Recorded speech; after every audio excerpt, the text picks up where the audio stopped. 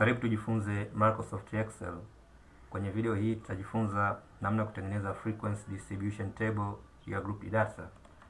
Kwa mfano hapa na column hii ya kwanza ni age class na zipo kwenye class interval. Column ya pili ni frequency ya age, column ya tatu ni x au observation. Column ya nne ni percentage frequency, column ya tano ni relative frequency. Column ya sita ni cumulative frequency.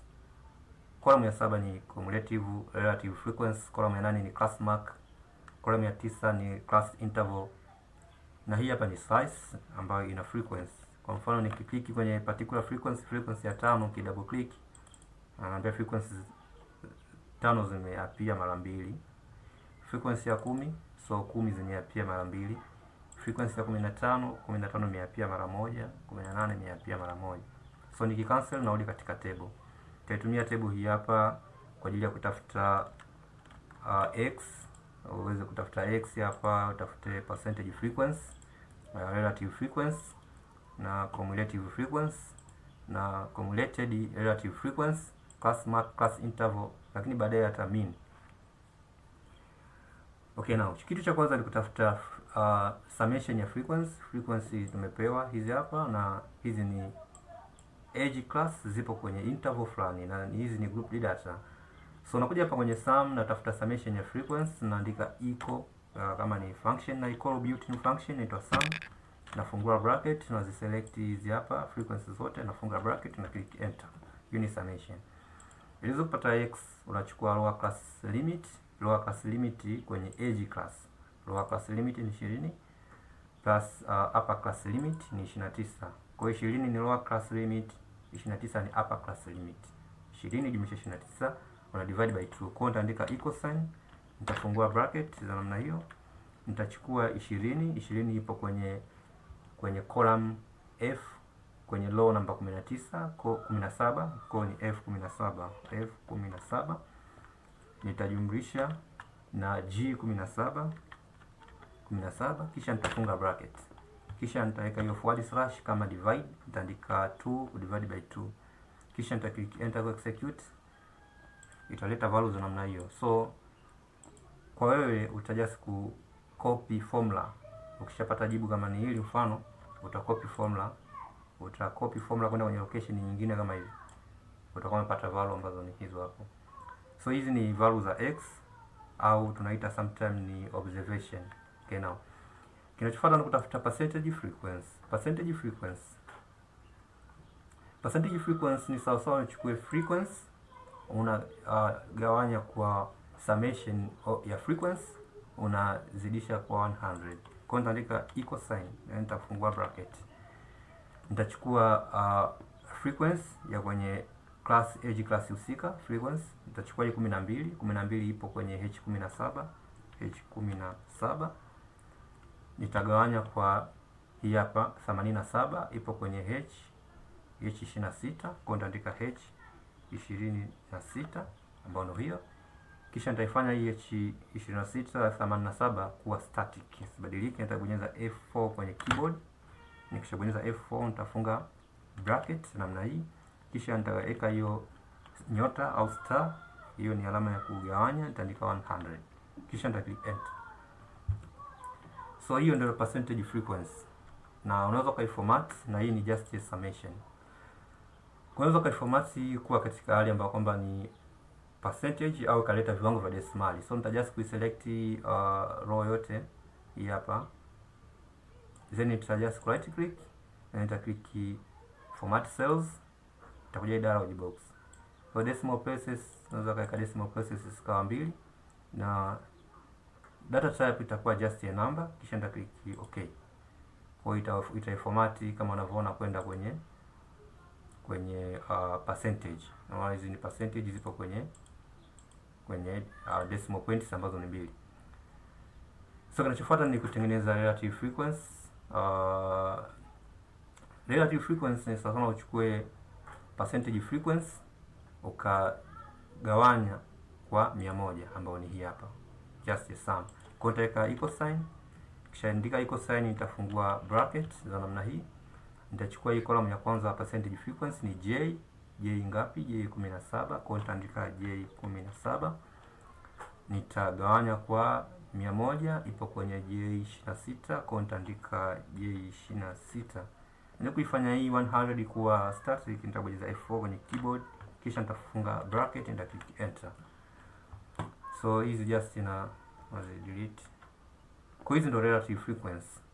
Let's after cumulative frequency. Cumulative frequency mara nyingi unaji increment. Kwa 12 ambao ni frequency, unaichukua frequency 12 unaiweka hapa kama ilivyo. Zene 12 utafanya addition na 18. 18 itakuwa ni 30. 30 jumlisha 5 35. 35 jumlisha 15 jumlisha 5 itakuwa na namna hiyo. Kwa hapa nitakuja kuandika equal sign, nitafungua bracket, kisha nita ichukua hii column ya kwanza ambayo ni 12 ipo kwenye L17. Kwa nitaandika L17, nita plus hii hapa 18. 18 ipo kwenye H18 reference H18. Baadaye nitafunga bracket, nita click enter ku execute 30. Yani 12 jumlisha 18 ni 30. Then 18 jumlisha 5 itakuwa 35. So na just copy formula kwenda kwenye location nyingine, inakuwa ni 87. Then hapo kuandika hiyo 87, kwa hiyo inakuja kureturn kwenye frequency. Kinachofuata ni kutengeneza cumulative relative frequency. Ni sawa sana uchukue cumulative frequency ukagawanya kwa summation ambayo ni 87 au hii. Okay, now so nitaweka equal sign, nitafungua bracket, nitachukua hii 12 ya kwanza ipo kwenye L17, kwa hiyo andika L17. Nitaweka hiyo forward slash kama ku divide, nachukua L87 ipo kwenye L26, kwa hiyo andika L26, kisha nitafunga bracket, nita click enter ku execute. Okay, sorry, hapa baada ya kuandika hivi ngoja just nirudie hii formula.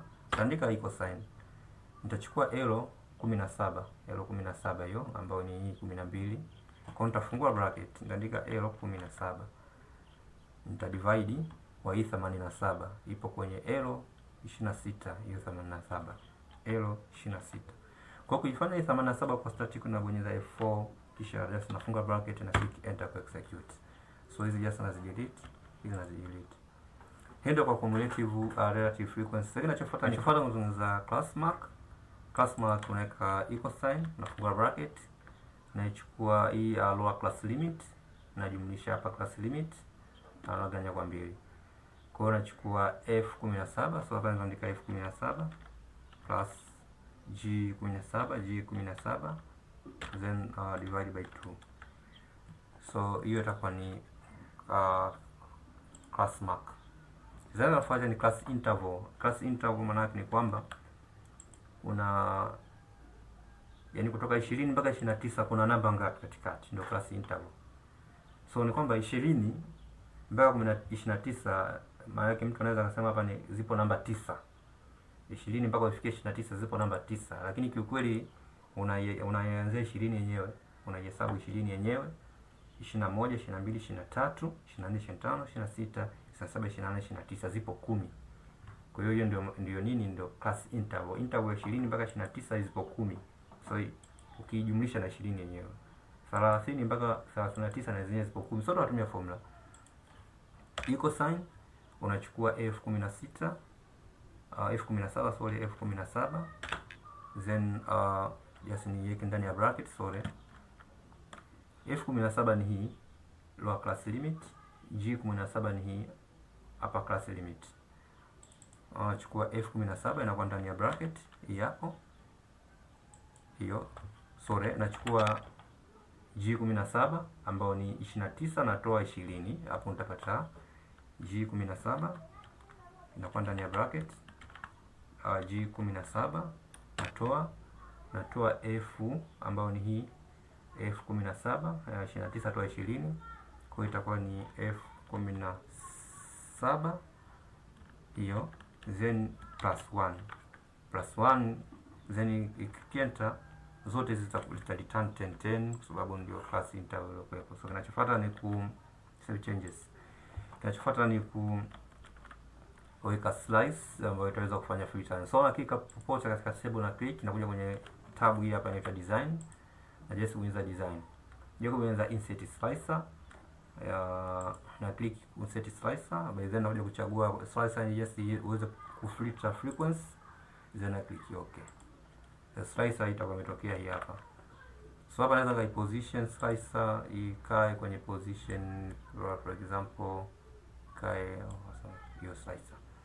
So na hapa naweza nikafilter kupitia slicer frequency za 5, just double click 5, na ananiambia zipo 2 na hizi ni data zake nyingi. So frequency ya 10, frequency ya 10 imeapia mara 2, 12 imeapia mara 2, frequency zake 18 imeapia mara 1. So labda kinachofuata ni just kuweka title hapa. So nita select hizi hapa hizo cells, nitakuja kwenye home. Home nitakuja kubonyeza merge and center, nitakuwa nimezimerge namna hii. Nitakuja kwenye insert, nitakuja kuchagua pictures, nitakuja kuichagua logo ya organization yangu, logo yote just size hapa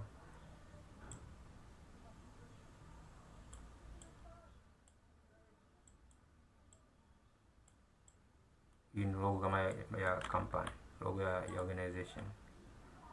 Okay, now so kwenye video inafuata utakuja kuona namna ya kutafuta mean